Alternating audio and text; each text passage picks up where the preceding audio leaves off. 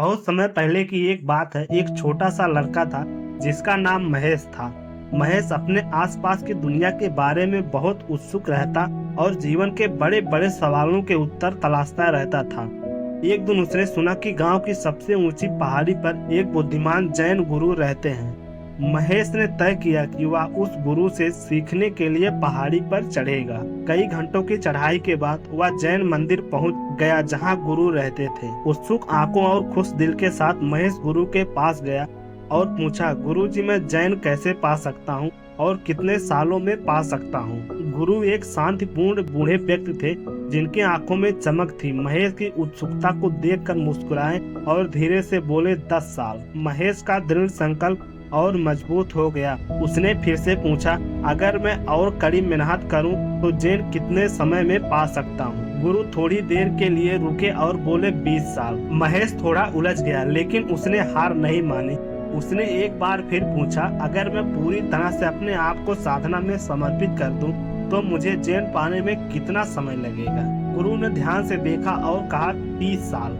महेश का हौसला टूटने लगा और उसने अपने उलझन को व्यक्त किया।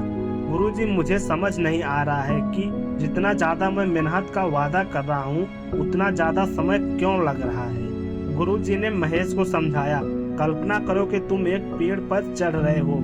तुम्हारा लक्ष्य पेड़ के सबसे ऊपर जाकर उस मीठे फल को पाने का है। लेकिन अगर तुम लगातार ऊपर देखकर उस फल के बारे में सोचते रहोगे कि वह कितना स्वादिष्ट होगा, तो तुम अपना संतुलन खो सकते हो और गिर सकते हो। इसके बजाय तुम ध्यान दो कि तुम कैसे चढ़ रहे हो। अपने हाथ और पैर को सही जगह पर रखो, पेड़ की खुरदरी छाल को महसूस करो और चारों ओर की ताजी हवा का आनंद लो। चढ़ाई का मजा लो, यह जानते हुए कि हर कदम के साथ तुम अपने लक्ष्य के करीब पहुंच रहे हो।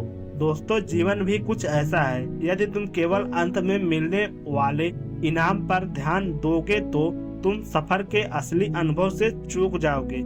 इसलिए चाहे तुम कुछ नया सीख रहे हो, कोई कौशल अभ्यास कर रहे हो या किसी लक्ष्य की ओर बढ़ रहे हो, उस यात्रा का आनंद लो।